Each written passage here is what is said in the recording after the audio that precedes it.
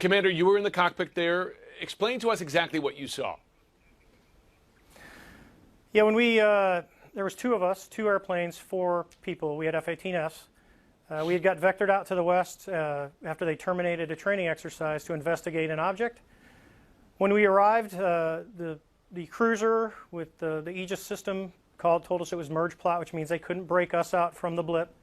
We started looking around, and as we both looked out the right side of our airplane, we saw a disturbance in the water, i.e. like a seamount where the waves are breaking over the top, so white water, and a white object, oblong, pointing north, moving erratically left, right, north, south, up, down, all around. As we started a clockwise flow around the disturbance, watching it, I decided that I would go lower and the other jet stayed high to observe both of us. As I got to about the 12 o'clock position, the object started to mirror us, so now we're both in a clockwise flow, opposite circles. The object is lower than me, I'm above him, and I'm looking at him with my eyes. We get all the way around the circle as I'm descending, so now there's probably about maybe a 2,000 to 3,000 foot difference between us in vertical. And I'm at about the 8 o'clock position, and the tic-tac is at about 2. I cut across the circle, so across the middle, and as I got close to it, probably within a mile to a half mile, it rapidly accelerated to the south and disappeared in less than 2 seconds. So then we turned back around. Go ahead.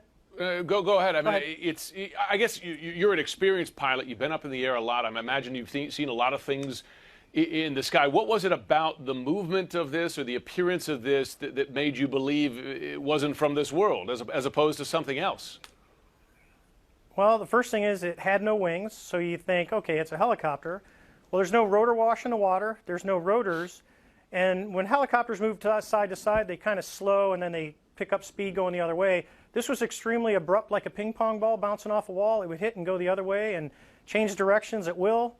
And then the ability to hover over the water and then start a vertical climb from basically 0 up towards about 12,000 feet and then accelerate in less than 2 seconds and disappear is something I had never seen in my life. Now listen, I'm sure you've spoken to people, you told the story to some people who react with skepticism, shake their heads a bit. Yes. What do you say to people who doubt the account? Well, I think it's easy to doubt what we can't explain, but when you actually see things, and this is not the first account of someone seeing a UFO, but in this situation, you're talking about 4 people, all eyeballs on, ranging in experience from relatively new in a fleet squadron, which is VFA 41, to myself, who had over 16 years of flying and well over 3,500 hours nonstop. So I would argue that it wasn't a weather balloon, it wasn't a flare, it was an actual object that we looked at for somewhere around 5 minutes before it rapidly accelerated.